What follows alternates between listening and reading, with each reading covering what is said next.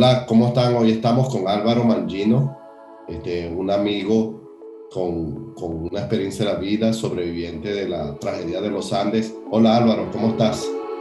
Muy bien, ¿y ustedes cómo están?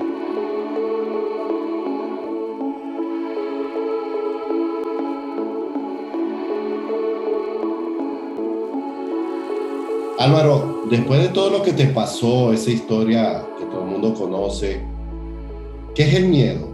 ¿Cómo se puede enfrentar el miedo? ¿Puedes comentarnos sobre eso? El miedo es lo que te da la fuerza para vivir. El miedo es donde está la fortaleza. El miedo se supera y el miedo es algo que te fortalece, sin duda. Álvaro, tú no estabas en el equipo de rugby. A ti te dijeron ven, pero tú no jugabas en el equipo. Y tú decidiste hacer ese viaje. Ese momento, me imagino, durante el accidente o después del accidente, no sé si te preguntaste por qué me monté en este avión. Pero independientemente de eso, ¿qué pasó en tu vida después de que sobreviviste a ese momento, en ese pensamiento de por qué me tuve que montar en ese avión? Es algo que he racionalizado mucho después de muchos años eso, ¿sabes? Yo no era para haber estado en ese avión, porque en realidad yo tenía dos amigos que eran muy importantes dentro de ese equipo que no fueron al viaje. Éramos muy amigos, compartíamos mucho tiempo juntos en esa época, viajábamos mucho, nos veíamos mucho todos los fines de semana, compartíamos un grupo de amigos de la juventud, de esa etapa de los 18 años, en el cual nos veíamos muy seguido, teníamos ya nuestras novias, teníamos ese grupito de pertenencia que se va formando en los primeros años de vida, de la juventud, de esa etapa tan linda de la vida que es esa edad, ¿no? Y ellos me habían convencido para viajar con ellos. Y una semana antes de partir el avión, ellos me dicen que no iban a viajar por distintas razones, no recuerdo bien, uno era porque no le habían dado la plata a sus padres para viajar, el otro era porque estaba con problemas en sus estudios y había decidido que no era el momento de viajar en ese momento. Y yo decidí en ese mismo momento decir, bueno, yo me bajo, yo no voy, porque realmente no tenía mucho sentido el viaje sin ellos para mí, ¿no? Y bueno, y realmente, no sé, fue cómo fue que me fue motivando y finalmente accedí a subirme a ese avión y viajar con ellos. O sea que fue algo que hoy en día, muchos años después, cuando sufrí el accidente y me vi en esa situación de agonía y de miedo y de perplejidad de lo que me estaba sucediendo, porque yo sufrí un accidente bastante feo porque me rompí la pierna en el momento del accidente. Mi pierna quedó totalmente suelta de la rodilla hacia abajo. Y cuando tuve que realizar y analizar la situación que estaba viviendo, me di cuenta que yo estaba muy solo en ese momento, porque yo no era del grupo de pertenencia de todos esos chicos que estaban en el avión. Yo estaba solo, abandonado, sin nadie. Yo era como alguien que no pertenecía a ese grupo. No, eso es algo que yo sentí personalmente, o sea, y que me doy cuenta y que lo analizo hoy en día mucho más de lo que lo analicé en ese momento y de lo que lo analicé durante todos estos años. Pero realmente me di cuenta que durante los primeros tiempos, los primeros momentos, yo sufrí mucho esa soledad de no tener un compañero, un amigo íntimo con el cual compartir lo que estaba viviendo. Y poco a poco me fui ganando ese terreno y fui teniendo muchos amigos de los Andes que me fueron cuidando, que me fueron protegiendo, que me fueron ayudando. Y debo destacar que Nando fue uno de los grandes compañeros que tuve y Nando fue uno de los grandes protagonistas en ese sentido. Había mucha diferencia de edad. No había mucha diferencia de edad. Yo era de los más jóvenes, éramos 5 que teníamos 19 años y después el resto era una cadena que iba empujando de 19 a 25, excepto Javier Metol, que era el más veterano de todos, que ya tenía hijos y que estaba con su señora, que tenía 30 y pico de años, pero en realidad la cadena etaria era de 19 a 25 años. Nos cuentas todas esas experiencias. Después de vivir una situación trágica en la vida, se puede volver a sonreír. ¿Por qué es importante sonreír en la vida? Porque lo más importante es la felicidad. ¿Cuál es el resultado de toda esta historia? Y lo más importante de toda esta historia, entender que la felicidad es lo que más se merece en esta vida, y para merecerla hay que entender cuánto más importante es dar que recibir. Eso es lo que aprendimos ahí arriba todos los sobrevivientes. Y eso es lo que tratamos de transmitir hoy en día a todas las personas que nos rodean. Salud. Salud. Salud. Salud. El accidente ocurrió hace 49 años casi, un 13 de octubre. ¿A ti qué ha significado para ti el 13 de octubre de cada año? En particular, nada. O sea, es un día más, ¿no? ¿Y los 22 de diciembre, que es el día en que te rescatan? El 22 de diciembre es un día especial porque nos juntamos todos para festejar la vida. ¿No? El 13 de octubre es un día lúgubre porque fue un día en el cual perdimos gente, perdimos amigos, de repente no amigos tan íntimos, pero yo perdí gente que conocía, perdí gente que perdimos el contacto con lo más importante que uno tiene en la vida, que son los seres queridos, que son las madres, los amigos, las novias. Eso es un día triste, un día en el cual prefiero no recordarlo. Como dice Nando, que vivió las dos partes de la historia. Nando es un sobreviviente, pero también es un sufridor porque perdió a su madre y a su hermana. Entonces, él no tiene nada para festejarlo el 13 de octubre. Nos salvamos, sí, pero lo que tenemos para festejar es cuando salimos. Lo que tenemos para festejar es cuando triunfamos y conseguimos volver al objetivo que teníamos, que eran nuestros seres queridos, y a la felicidad de encontrarnos con todos esos seres queridos que tanto nos ayudaron a salir adelante durante esos 72 días. Porque para poder soportar la presión de cuerpo, alma y mente a las cuales estábamos expuestos, tuvimos que buscar mecanismos que nos ayudaran a soportar esa presión. Y esos mecanismos fueron el amor por nuestros seres queridos, la resiliencia, que se llama. La resiliencia es uno de los factores más importantes en la vida. Lo dijo Frankl en su libro del sentido de la vida también. Un judío que sobrevivió a la guerra y ¿dónde se basó su éxito? En la resiliencia de los seres queridos. Cuéntanos sobre eso, porque quiero hacerte una pregunta más. ¿Qué es lo que en ese momento te decía, yo no puedo rendirme? ¿Y qué es lo que hacía que todo el mundo se sentía y ayudándose todo? Yo creo que cada uno tuvo su comportamiento individual, ¿no? Creo que el equipo fue fundamental y el equipo fue un soporte muy importante para todos nosotros.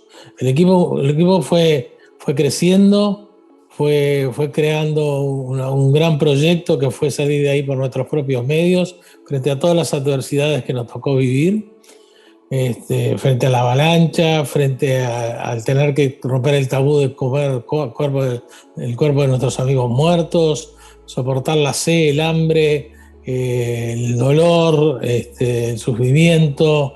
Todo eso fueron cosas muy subjetivas que las fuimos rompiendo y cumpliendo y sufriéndolas todos juntos y venciéndolas todos juntos. Pero después está el factor humano de cada uno, los valores de cada uno y la manera que tiene cada uno de administrar el dolor, el sufrimiento, y la cabeza de cada uno de nosotros es donde está la fortaleza. Yo busqué mucho en la resiliencia de mi familia, de mi novia, que era Margarita, que es mi señora actual. Yo había cambiado mi crucifijo con ella y yo me prendía en ese crucifijo y hablaba todos los días con ella.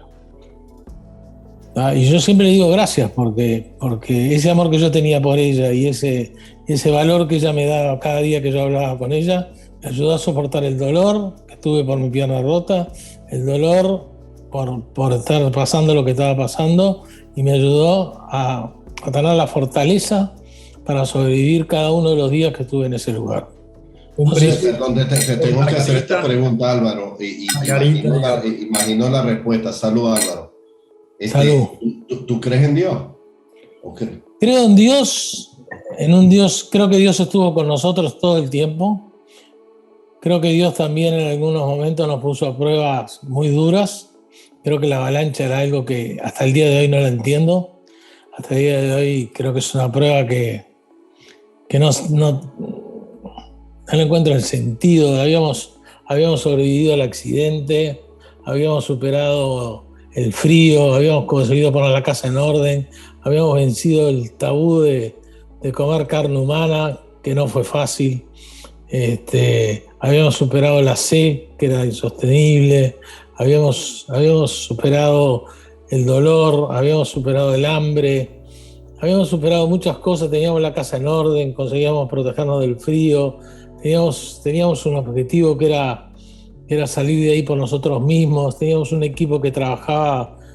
No piensen que el trabajo era un trabajo fuertísimo, que teníamos un equipo de rugby de primera línea trabajando a full para salir de ahí, pero pensábamos, ¿no? Teníamos objetivos, como les dije, habíamos puesto la casa en orden, escuchábamos las noticias del Uruguay donde nos decían que las búsquedas se habían cancelado, soportamos ese dolor también de enterarnos que de ahí íbamos a tener que salir por nosotros mismos y que nadie más nos iba a ayudar, pero 16 días después de haber sufrido el accidente, tuvimos que soportar una avalancha que nos dejó enterrados 3 días y 3 noches y mató 8 personas que estaban en mucho mejores condiciones de las que yo estaba. Y eso fue inentendible, eso fue algo que hasta el día de hoy no comparto con Dios lo que hizo. Álvaro, hace rato dijiste que cuando partiste y sucede el evento, hubo una parte en que te sentiste muy solo. Y después nos comentas que todo en la evolución del proceso hay un trabajo o un encuentro de equipo que fue clave. Debe haber sido un proceso bien particular pasar de esa soledad íntima a ese equipo. Una experiencia muy única, ¿no? Bueno, la verdad que tuve la suerte de poder analizar esa situación y hoy te digo que me fueron integrando. Realmente el equipo me fue integrando y yo me fui sintiendo uno más de toda esta historia. Y hoy en día soy uno más sin duda. Somos muy amigos todos. O sea que, pero fue rara esa sensación, ¿entendés? No, en el primer momento estaba solo. En el primer momento no era parte de ese equipo, ¿entendés? No había ido al colegio con ellos. No tenía muchas cosas para compartir con ellos. Los conocía, pero no tenía una amistad profunda con ninguno de ellos. Después sí la tuve y hoy en día la tengo con muchos de ellos. Pero en el primer momento fue raro todo eso. Pero después fuimos un gran equipo, fuimos una gran sociedad. La Sociedad de la Nieve, como le pusimos a uno de los libros que hicimos, es una gran realidad. Es algo que existe hasta el día de hoy. Álvaro, ¿qué siente un padre cuando sobrevive a lo que sobreviviste y un día tu hijo se dice, me voy de viaje? Miedo. ¿En un avión o qué sé? Miedo, un poco de miedo. Soy siempre muy atento a lo que le está pasando a mis hijos. Siempre que van a algún lado quiero saber si llegaron bien o no. No los voy a presionar ni les voy a decir no vayan, les voy a decir no hagan esto, no hagan lo otro, pero siempre estoy atento a lo que pasa. Yo les doy tranquilidad, yo digo que nunca, yo vuelo tranquilísimo. Al principio volaba con mucho miedo, hoy vuelo en un avión tranquilo, duermo tranquilamente, no me importa nada, no le tengo miedo a ninguno a volar, cero. Hay algunos de los sobrevivientes que no vuelan hasta el día de hoy, ¿no? ¿Cómo se vence el miedo, Álvaro? Con determinación. El miedo no puede dominarte nunca. Sí. Mira, vos te dedicaste a hacer vino. Leí un poco de cómo arrancó ese negocio. Pero el vino es secundario en mi trabajo. Sí. Yo vendo insumos para la bodega de vino. Sí, correcto. Por eso yo leí un poco cómo comenzaste a hacer vino. Pero me hace curiosidad que todas tus botellas tienen el mismo mensaje en la etiqueta, y es el mensaje que ustedes le envían una vez que los encuentran para explicar quiénes son. Para mí es algo simbólico. ¿Por qué decidiste ponerlo en las botellas? ¿Qué mensaje? El mensaje de vengo de una montaña, tengo No, unos amigos. es solo una botella. Solo un vino. ¿No que están todas las botellas? No, solo en un vino. Los vinos que tengo son el blend es el top de la línea, ¿tá?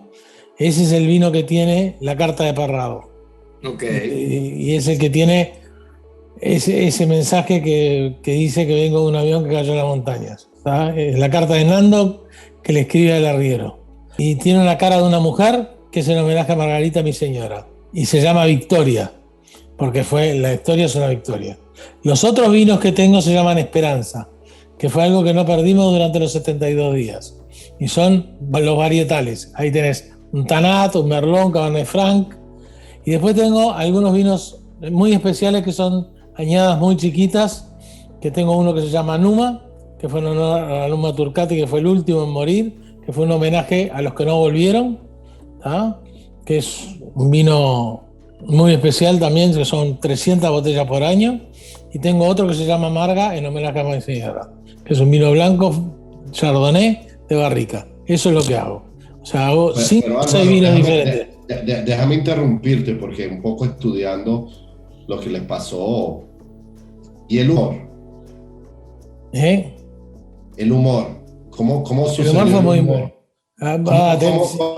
Cuando en un grupo grande siempre tenés un buen contador de historias y un buen animador de grupo. Siempre existe.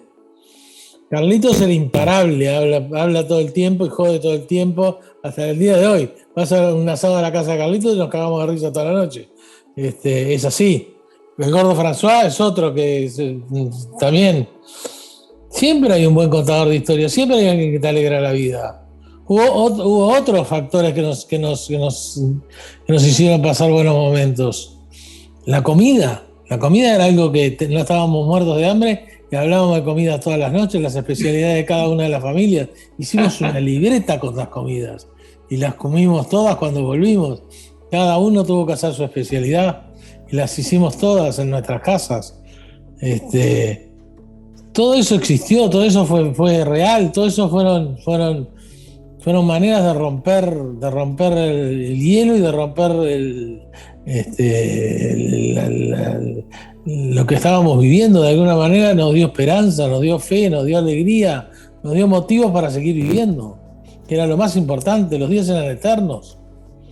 Salud, Álvaro. Salud, Álvaro. Salud.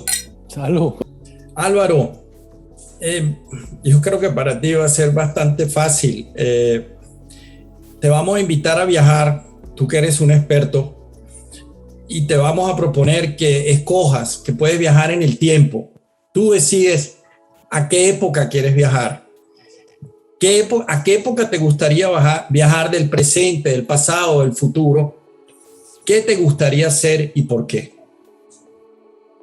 ¿A qué época me gustaría? Me gustaría volver a ser joven, volver a tener la edad que tuve a los 18 años y poder elegir un poquito, ser un poquito mejor de lo que fui en todos esos años más jóvenes. Ser un poco distinto de lo que fui. Yo fui muy reservado cuando volví de los Andes. Fui una persona muy tosca, muy cerrada, ¿tá? Hoy en día no, ¿tá? Hoy en día soy mucho más generoso, mucho más abierto, ¿tá? Y lo que más pido y lo que más cuido hoy en día es poder ayudar al prójimo y poder ser lo más generoso posible. Y yo no lo fui durante muchos años. Durante muchos años me encerré mucho, me costó mucho aceptar lo que nos había pasado, me encerré mucho en procesar lo que me había pasado, ¿ah? Y me gustaría volver a esos años de la juventud, cuando yo era novio de Margarita, tuve mis hijos, y haberles transmitido un poco más de buen humor y no tanta y no tanta era muy tosco, era muy duro con ellos a veces en algunos momentos. Y eso es lo que me gustaría haber cambiado. Álvaro, nosotros queremos brindar por ti porque eres realmente una persona que ha entregado maravillas dentro de todo lo que nos has contado. Gracias y salud. Gracias a ustedes. Gracias, Álvaro. Gracias, Álvaro. Gracias a Vamos en ustedes. serio. Y gracias y salud también por Margarita. Muchas gracias a ustedes.